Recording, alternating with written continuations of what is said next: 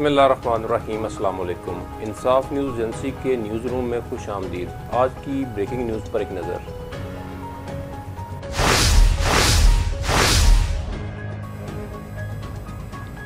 मंडी बहाउद्दीन में deputy commissioner Tarak Ali Basra ने सफाई सुथराई के इंतजाम का जायजा लेने के लिए अलियत सुबह शहर भर का दौरा किया।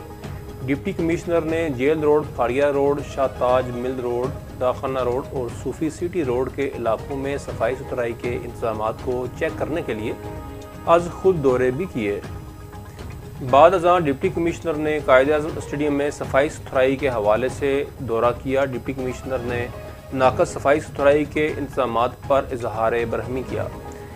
CO म्यूनसिपल कमेटी को हदायत की कि शहर की सफाई सुथराई में और बेहतरी लाई जाए और स्टेडियम को साफ सुथरा करके रिपोर्ट पेश की जाए।